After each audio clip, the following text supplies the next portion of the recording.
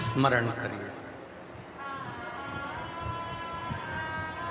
भगवान शंकर को बेलपत्र चढ़ाकर ये विचार करिए कि ये बेलपत्र मैंने अपने विश्वास से दिए। कितने पत्ते होते हैं बेलपत्र में?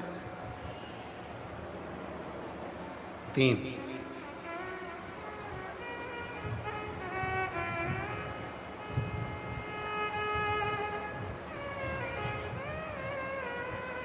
कितनी लक्ष्मी होती है? अष्टलक्ष्मी। उस लक्ष्मी में भी 3 लक्ष्मी मूल मानी गई है। लक्ष्मी, अपालक्ष्मी, महालक्ष्मी। अष्टलक्ष्मियों में भी 3 लक्ष्मी की प्रधानता है। बेलपत्र के कितने पत्र हैं? 3। शिव महापुराण की कथा कहती है, भगवान शंकर का चरित्र कहता है, माता पार्वती जी के नयन अश्रु से बेलपत्र के पौधे का उद्गम हुआ। माता बेलपत्री के रूप में प्रकट हुई और प्रकट होने पे माता पार्वती जी ने सरस्वती और लक्ष्मी को भी इसमें स्थान दिया। लक्ष्मी को बेलपत्र का स्वरूप, सरस्वती को तने का स्वरूप और मां वृक्ष का स्वरूप होगा।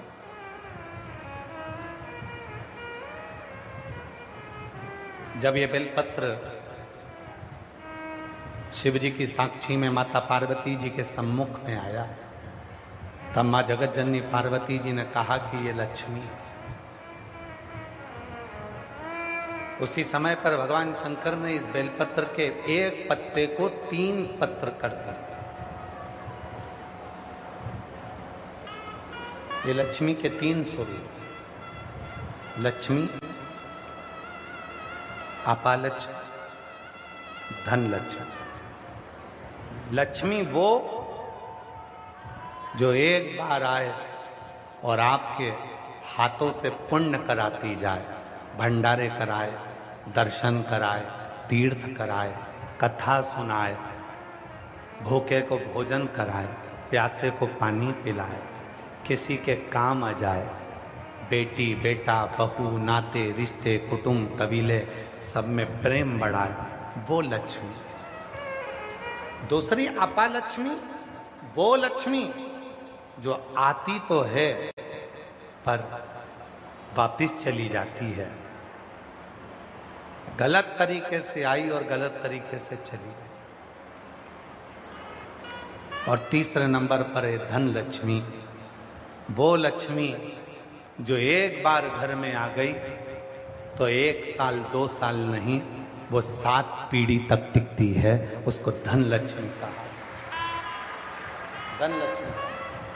लोग कहते हैं गुरु जी, एक बेलपत्र चढ़ाने से कितना फल मिलता है? शिव महापुराण की कथा में कुमार खंड के अंतर्गत, शिव महापुराण की कथा में कुमार खंड में लिखा, एक बेलपत्र का मात्र स्पर्श कर लेने पर, मात्र स्पर्श कर लेने पर 3 लक्ष्मियां हमारे ऊपर कृपा करना प्रारंभ कर देती। एक बेलपत्र का मात्र स्पर्श कर लेना।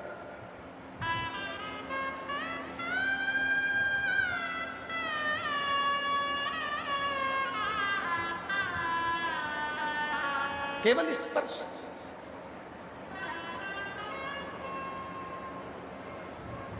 एक काशी में कथा करी थी, पहले नंबर वाली, दूसरी वाली नहीं, पहली वाली कथा। उस पहली वाली कथा में कहा था, जब जीवन में तुम्हें लगने लगे कि तुम्हारे पास में लक्ष्मी की कमी हो रही है, धन की कमी हो रही है, संपदा की कमी हो रही है, वैभव की कमी हो रही है, खूब मेहनत करना, कर्म को जागृत करना, परिश्रम पूरा करना, रात दिन एक कर देना, इधर उधर भटकना मत ही। किसी के कहने पे यहाँ मत जाना कि मैं इनको ये दिखा दूंगा, इनको हाथ दिखा दूंगी, इनको पत्रिका दिखा दूंगी, इनको ये दिखा दूंगा, उनसे भभूति ले आऊंगा, उनसे बेल ले आऊंगा, उनसे नरियल ले आऊंगा तो मेरा काम हो जाएगा। ना ना ना, शिव महापुराण का कुमार खंड कहता है, जब तुम्हारे यहाँ धन की कमी हो अपने परिश्रम को बढ़ाओ, अपनी मेहनत को बढ़ाओ, अपने कर्म को बढ़ाओ, अपनी लगन को बढ़ाओ, अपनी एकाग्रता को बढ़ाओ। और साथ में शंकर जी के मंदिर में बेलपत्र हमेशा कब चढ़ाते हो? पहले तुम जल चढ़ाते हो, उसके बाद बेलपत्र चढ़ाते हो। पर जब तुम्हें लगने लगे कि मेरे घर में संपदा की कमी हो रही है, धन की कमी हो रही है, धन के पीछे क्लेश हो रहा है, पैसे के पीछे क्लेश हो रहा है, तो उस बेलपत्र को पहले चढ़ाओ और जो घर से जल लेकर आई हो वो बाद में चढ़ाओ। और जब तुम उस जल को बाद में चढ़ाओगी और बाद में चढ़ाने के बाद उस चढ़ी हुई बेलपत्र को अपने घर लेकर आओगी, रखो रात भर, फिर दूसरे दिन उस बेलपत्र को वापस लेकर जाओ, फिर नया बेलपत्र चढ़ाया, पुराना बेलपत्र वहीं छोड़कर आई, फिर नया बेलपत्र चढ़ाया, पुराना बेलपत्र वहीं छोड़कर आई। ये क्रम जो 21 दिन तक लगातार कर लेता है, 22वें दिन वो खुद कह सकता है कि मेरे घर में अब भगवान ने हाथ पकड़ लिया, मेरे घर में संपदा देना प्रारंभ कर।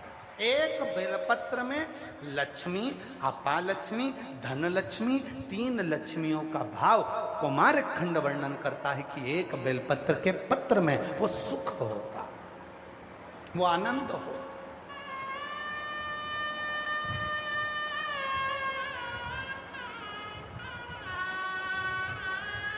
और जो जैसी भावना लाए वो वैसा ही फल पाया, नहीं खाली उसे लौटाया, वो मन हर्षाया। जैसे बेलपत्र का संग दुर्वा ले लेती है, एक दुर्वा और एक बेलपत्र जब हम शिव को समर्पित करते हैं, लोग कहते हैं गुरुजी आपने कहा कि बेलपत्री के बीच वाले पत्ते पर शहद लगाने पर, शिव को चढ़ाने पर मन की कामना पूर्ण होती है। हमने एक बात और कही थी कि ये चढ़ाने के साथ में तुम्हें मेहनत करना पड़ेगी, तुम्हें परिश्रम करना पड़ेगा, मेहनत रात दिन करना पड़ेगी, तब तुम बेलपत्री के बीच वाले पत्ते पर, धन लक्ष्मी का जो पत्ता है उस पर आप शहद लगाकर शिव को समर्पित करते हो। और जैसे ही वो शहद का संग बेलपत्र को मिलता है, शहद का संग जैसे ही बेलपत्र को मिलता है, वो अपना काम करना प्रारंभ कर देता है। नौकरी, एक पत्र है अच्छा है,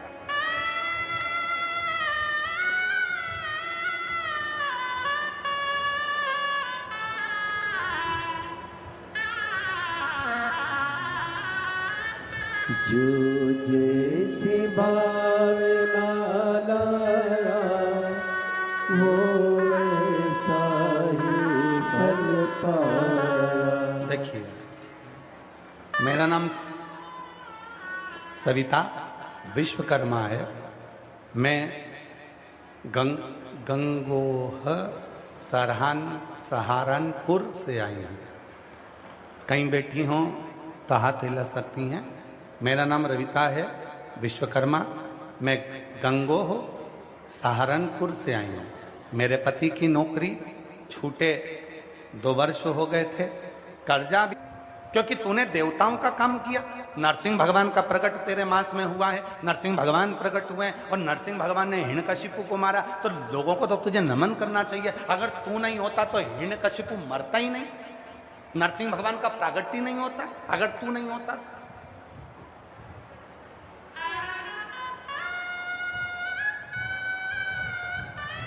शिव पुराण की यह पुरुषोत्तम मास की कथा प्रत्येक मनुष्य को सुनना चाहिए, प्रत्येक मनुष्य।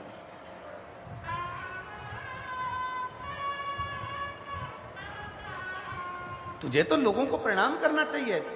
तेरे अंदर नरसिंह भगवान प्रकट हुए, हिरण्यकशिपु मरा, अगर मलमास तू नहीं होता तो हिरण्यकशिपु ही नहीं मरता। शेषनाग ने एक बात बड़ी सुंदर कही, शायद आप सबके लिए और हमारे लिए वो बात है। शेषनाग ने कहा, मलमास मेरा भाई वासुकी नाग, उसने भी देवताओं का हित करा था। समुद्र मंथन में मेरे भाई वासुकी नाग की नेति बनाई गई थी, मंदराचल पर्वत पर उसे लपेटा गया था। देवता और राक्षसों ने मिलकर उसका मंथन किया था। जब समुद्र का मंथन करा, अमृत निकल गया, उस वासुकी नाग को कोने में पटक दिया। कोई ने उसको नहीं देखा, कोई ने उसको अमृत नहीं पिलाया, कोई ने उसको दवा नहीं कराई, किसी ने उसका आदर नहीं करा। ए मलमास, मुझे लगता है तेरे साथ भी वही हुआ है, क्योंकि ये दुनिया की रीति है। अपना काम करवाने के बाद लोग लात मार देते हैं, उसको धकेल देते हैं, उसका सम्मान नहीं करते। ये दुनिया की रीति, दुनिया की रीति। एक पति कहता है कि मैं दिन भर काम करता हूं, तो कभी धर्म पत्नी से भी तो पूछ लिया करो कि वो भी तो दिन भर काम करती है। एक पति कहता है मैं दिन भर खेत पर काम करता हूं, एक धर्म पत्नी से भी पूछा करो, वो भी दिन भर काम करती है। सुबह से उठती है, चाय नाश्ता भोजन खाना, गोबर तगाड़ी खला, ये काम वो काम, मेहमान अतिथि, घर में बुजुर्ग बच्चे, सबको संभालते संभालते संभालते संभालते वो भी तो जिंदगी संभाल रही है, वो भी तो स्त्री है, वो भी तो नारी है। आपको महसूस होता है कि केवल आप कर रहे? नहीं। कभी ये मत कहो कि मैं अकेला कर रहा हूं। तुम्हारी जो अर्धांगिनी है वो भी तुम्हारे साथ कदम से कदम मिलाकर तुम्हारे परिवार को संभाल रही है, तुम्हारे परिवार को देख रही है, वो भी तो देख रही है। पर सम्मान उसको नहीं मिला। कई लोग कह देते हैं गुरुजी हमारी किस्मत में तो भगवान ने यश ही नहीं लिखा। कई माताएं कह देती गुरुजी भगवान ने तो मेरी किस्मत ऐसी बनाई है कि मेरी किस्मत में यश ही नहीं है, मैं किसी के लिए कितना ही कुछ कर दूं तो भी मेरा सम्मान नहीं होता। मूर्ति को हम जल चढ़ाते हैं, वो मूर्ति क्या हमारी बात सुनती है?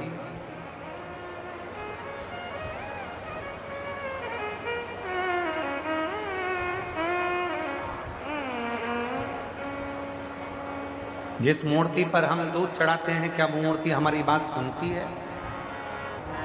मेरी जीजियों, जब हम पार्थिव पूजन करते हैं, पार्थिव शिवलिंग का निर्माण करते हैं, तो उस पार्थिव पूजन में जब हम दिल से बाबा को जो कहते हैं, बाबा उसको स्वीकार करते हैं। भगवान श्री राम जी ने पार्थिव पूजन करी थी जिस समय लंका का ऊपर आक्रमण करने जा रहे थे, सेतु बांधने जा रहे थे। भगवान कृष्ण ने पार्थिव पूजन करी थी जब भगवान कृष्ण की यहाँ संतान नहीं थी, तब उन्होंने गर्गाचार्य बाबा के कहने पर पार्थिव पूजन। और मेरी जीजियों, अधिक मास का महीना चल रहा है, पुरुषोत्तम मास चल रहा है, मलमास चल रहा है। इस पुरुषोत्तम मास में 13 जून को अधिक मास पुरुषोत्तम मास की शिवरात्रि पड़ेगी। 13 जून को अपने अपने घर में रहकर ऑनलाइन आस्था चैनल पर, सोशल मीडिया पर, टीवी पर शाम को 7 बजे आप और हम सब मिलकर पार्थिव शिवलिंग का निर्माण कर कर पुरुषोत्तम मास में पूजन करें। 13 जून 2026 शाम को 7 बजे पार्थिव शिवलिंग सब बनाकर रखना, अपने अपने घर में पार्थिव लिंग बनाकर रखना, मिट्टी का शिवलिंग बनाकर रखना। पूजन की लिस्ट हम कल आस्था वालों को भी दे देंगे, जिससे कथा जब चालू होगी तो कथा चालू होने के पहले पूजन की लिस्ट चल जाएगी कि पूजन में क्या क्या सामान चाहिए। कथा समापन के बाद भी पूजन की लिस्ट और कथा के बीच में भी पूजन की लिस्ट चलवाएंगे, जिससे आप लोगों को मालूम पड़े कि अभिषेक में पूजन में क्या क्या सामान चाहिए। पार्थिव शिवलिंग का पूजन, पर उस पूजन में 5 चीजें जरूर चढ़ाना है। वो 5 चीजें कौन सी हैं आप उनको लिख लीजिए। जो ज्येष्ठा के महीने में जो अधिक मास आया है, उस अधिक मास की शिवरात्रि पर जब अपन 13 जून को अधिक मास की शिवरात्रि पर शाम को 7 बजे अभिषेक करेंगे ऑनलाइन, तो उसमें 5 चीजें जरूरी है। पहले नंबर पर शमी पत्र।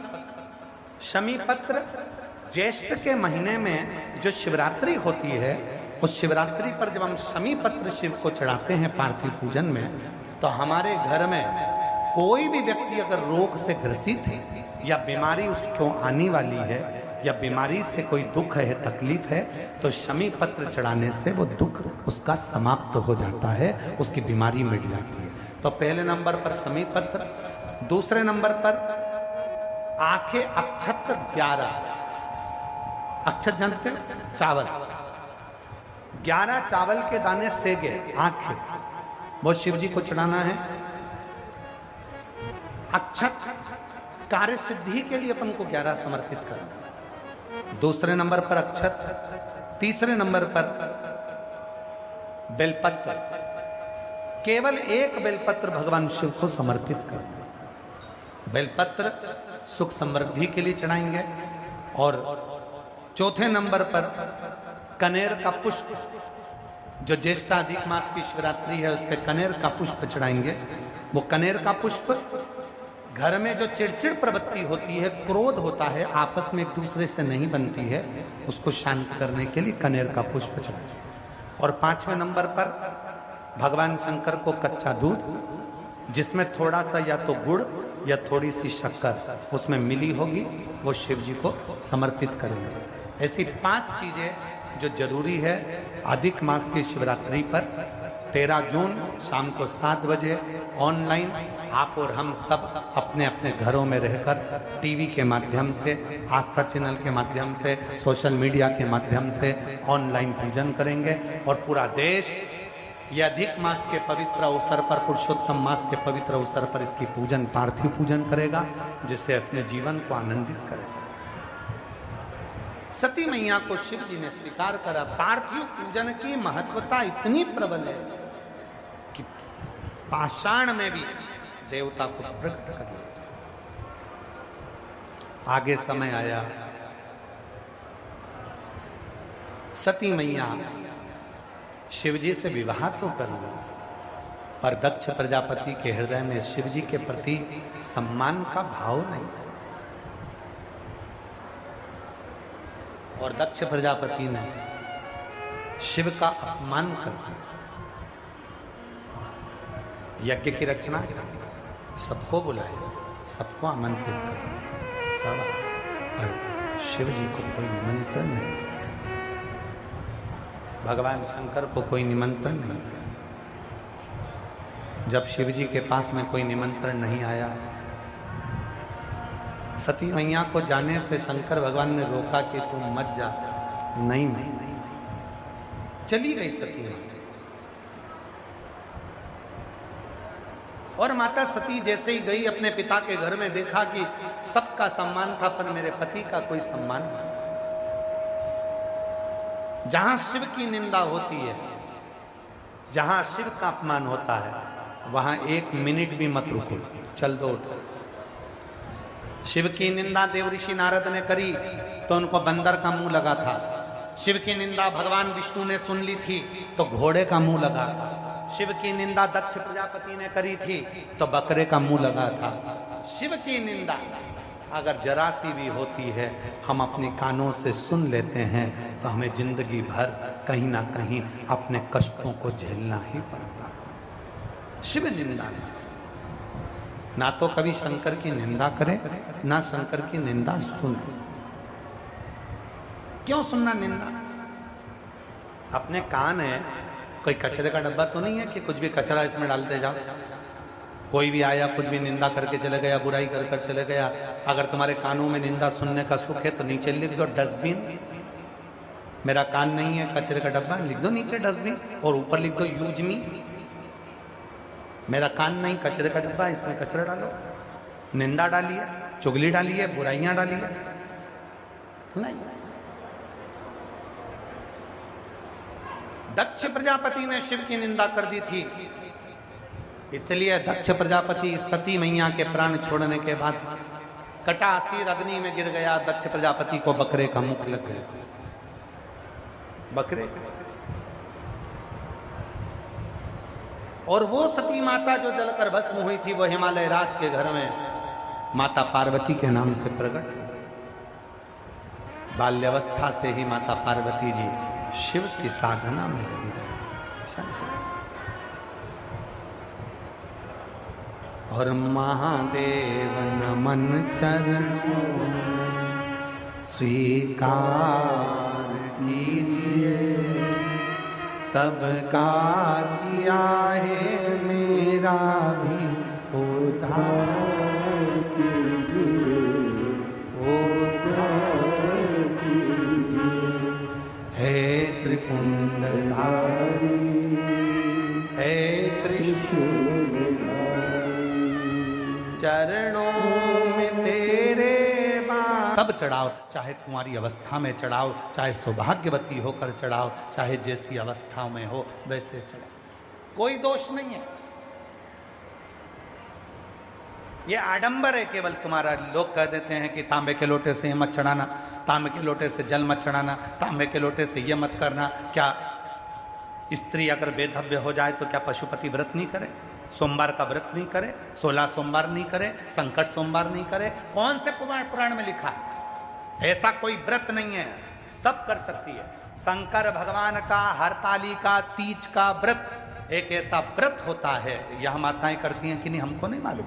हरतालिका तीज का एक व्रत ऐसा होता है जो स्त्री जब तक अपनी अंतिम सांस गिनती है पलंग पर पड़े होकर, तब तक भी हरतालिका तीज का व्रत करती है। यहां तक शास्त्र में वर्णन आता है। वो किस अवस्था में, किस दशा में है, चले।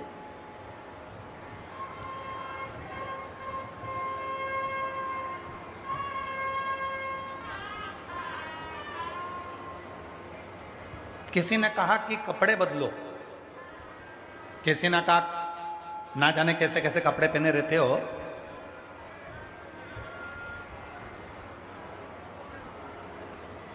ना जाने कैसे कैसे कपड़े पहने रहते हो, ना जाने कहां कहां होकर आते हो और भगवान के मंदिर में चले जाते हो। अरे भाई, कपड़े बदलने से अगर भगवान मिलता होता तो शोरूम में एक से बढ़कर एक पुतले टंगे हैं जिनके रोज कपड़े बदलाते हैं, सबसे पहले भगवान उन्हीं को मिल जाता। कपड़े बदलने से परमात्मा कभी नहीं मिला। अगर मेरा शिव मिला है तो कलेजा बदलने से मिला है, कपड़ा बदलने से शंकर कभी नहीं मिल पाया। बहुत सारे मिलेंगे तुमको ज्ञान देने वाले, कपड़े गंदे हो गए, तुम वॉशरूम गए, तुम वहां गए, तुम वहां गए, तुम ऐसे गए और तुमने उसी कपड़े पर भगवान को जल चढ़ा दिया, तुमने उसी कपड़े पर पूजन कर ली, तुमने उसी कपड़े पर भजन कर लिया, तुमने उसी कपड़े पर भगवान की भक्ति कर ली, तुमने उसी कपड़े में भजन कर लिया। अरे भाई, शिव महापुराण की कथा कहती है शिव हमारा पिता और माँ जगत जननी दुर्गा भवानी हमारी माँ। और ये बच्चा जो जन्म से ही गंदा है, जो जन्म से ही गंदा है, मनुष्य तो मरते दम तक उसके शरीर में मल और मूत्र रहता है तो वो तो हमेशा ही गंदा रहता है। ये बच्चा उसका हमेशा गंदा है। उस माँ बाप को भी मालूम है कि मेरे बच्चे को गले लगाना है। कभी माँ बाप अपने बच्चे से ये नहीं कहते कि पहले नहा के आ फिर मेरी गोद में आ, पहले नहा के आ फिर मेरी गोद में आ। माँ बाप कभी नहीं कहते, माँ कभी नहीं कहती अपने बच्चे से मैं तुझे दूध जब पिलाऊंगी जब तक नहाएगा नहीं, पहले नहा फिर मैं तुझे दूध पिलाऊंगी। बच्चा बिलख रहा है, बच्चा रो रहा है, बच्चा चिल्ला रहा है, बच्चा किरकारी भर रहा है, छोटा सा बच्चा, और माँ कह रही है इसको नहलाना पड़ेगा, माँ कह रही है इसको स्नान कराओ पहले, फिर मैं इसको गोदी में लूंगी, इसको पहले स्नान करा के लाऊं क्योंकि इसने गंदगी करी थी, पहले इसको स्नान करा के लाऊं फिर मैं इसको पानी पिलाऊंगी। नहीं, माँ ये नहीं देखती कि तेरा कपड़ा कितना गंदा है, माँ ये नहीं देखती कि तेरा कपड़ा कितना गलत है, माँ ये देखती है कि बस मेरे बच्चे ने पुकारा है और मुझे उसको स्तनपान कराना है, दूध पिलाना है, मुझे गोदी में लेना है। उसी तरह परमात्मा भी ये नहीं देखता कि तुम्हारा कपड़ा कैसा है, परमात्मा तुम्हारा कलेजा देखता है, तुम्हारा दिल देखता है, तुम्हारा मन देखता है, तुम्हारा चित्त देखता है। वो ये नहीं देखता कि तुमने कौन से कपड़े पहने, कौन से कपड़े, किस कपड़े को तुम पहने हो, किस वस्त्र को तुमने पहना है। कई लोगों ने तो अपने प्रवचन में कह दिया अच्छे कपड़े पहनो तो भगवान को छुओ, और वो बुरे कपड़े पहने पहने अगर उसके प्राण छूट जाएं तो भगवान को कब छुए, भगवान को कब भजे। अरे महाभारत में तो यहां तक कह दिया, श्रीमद् भागवत कथा में तो यहां तक कह दिया कि द्रौपदी तो रजस्वला धर्म से थी। 3 दिन का रजो धर्म द्रौपदी का था। उस दिन द्रौपदी अपने केस धोकर आई थी, रजो धर्म में द्रौपदी थी। और द्रौपदी उस रजो धर्म के समय पर भी भगवान को पुकार रही थी, तो भी भगवान आए और उसका चीर बढ़ाया। अर्थात हमारा शास्त्र, और कई लोग कह देते हैं रजो धर्म के समय पर भगवान का नाम मत लेना, रजो धर्म के समय पर भगवान का भजन मत करना, रजो धर्म के समय पर भगवान का स्मरण मत करना। कौन कहता? उसका नाम लेने में, उसको पुकारने में कभी समय मत देखो, कभी ये मत देखो कि कौन सा समय होगा, कौन सी घड़ी होगी, कौन सा पल होगा, ना जाने कौन सी श्वास हमारी आखिरी है। उसको तो तुम पिता मानकर जब चाहो जब पुकारो, जब चाहो।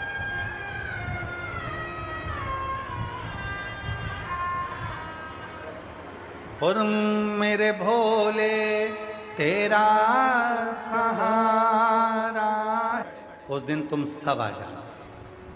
और अगर प्रदोष नहीं पड़ा तो जिस दिन सोमवार पड़े उस दिन तुम सब आ जाना। सोमवार नहीं पड़ा तो अष्टमी तिथि पड़े तुम सब आ जाना। वो भी नहीं पड़ा तो कथा के मध्य में अगर शिवरात्रि पड़ जाए महीने की तो तुम सब आ जाना। जिस दिन तुम आओगे, बैठोगे, जो भी कथा श्रवण कर रहे होंगे उनको किसी तीर्थ में जाने की जरूरत नहीं पड़ेगी। जब सारे तीर्थ प्रदोष के दिन कथा में आ जाएंगे तो उसका फल उन सभी श्रोताओं को प्राप्त हो जाएगा। इसलिए शिव महापुराण का कथा का छठा दिन क्या कहलाता है? जम के बोलो जरा। शिवरात्रि। कथा का छठा दिन शिवरात्रि कहलाता है। शिव भक्त आते हैं अपार संख्या में, लाखों लाख शिव भक्त पहुंचते हैं कथा के छठे दिन कथा को श्रवण करने के लिए। रात भर पंडाल में कीर्तन करते हैं, सुबह 8 बजे कथा श्रवण करते हैं और सब अपने घर को चले जाते हैं। उनको मालूम है कि कथा की शिवरात्रि होगी तो सारे नदी, तालाब, बावड़ी, सरोवर, कुंड, सारे तीर्थ उस दिन कथा में रहेंगे। और हमने अपनी जिंदगी के अगर कोई पाप भी कर दिए होंगे और वहाँ कथा के मंडप तक अगर हम पहुँच गए होंगे तो हमारी जिंदगी के सारे पाप समाप्त हो जाएंगे और हमारा कल्याण हमारा भोलेनाथ कर देगा। उसको मालूम है।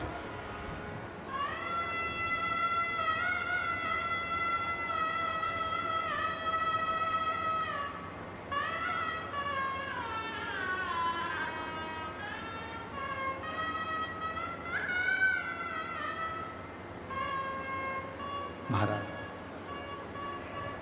ये कोई साधारण नहीं है। किस्मत वालों को मिलता है भोले तेरा दरबार। किस्मत वालों को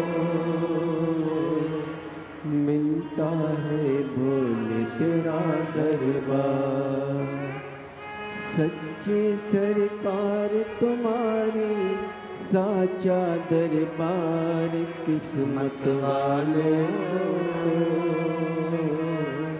मिलता है भोले तेरा दरबार। किस्मत वाला जिसके ललाट पर लिखा शिव जी ने कथा में यजमान ये बनेंगे, जिसके ललाट पर लिखा शिव जी ने कथा में सहयोग ये करेंगे, जिसके ललाट पर लिखा शिव जी ने कि ये समाज, ये कुल, ये परिवार कथा में आगे आएगा और ये व्यक्ति आगे बढ़कर काम करेगा, ये समाजें इकट्ठी होकर कथा कराएगी। दुनिया का कोई कितना भी कर ले, जो ललाट पर शंकर जी ने जिसके लिखा था उसने सहयोग कर कर इस कथा में अग्रणता प्रदान करी और कथा को करवाया। जिसके ललाट पर लिखा था, और हमने पहले भी कहा छोटी सी डायरी लाकर उसमें लिख कर रखना।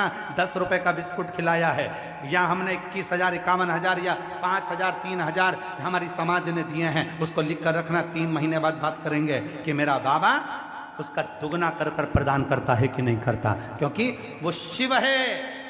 उसको कुबेरेश्वर महादेव कहते हैं, कुबेर भंडारी कहते हैं, जिसके दरवाजे पर दुनिया का सारा आनंद सुख। एक पत्र है, अच्छा है, देख।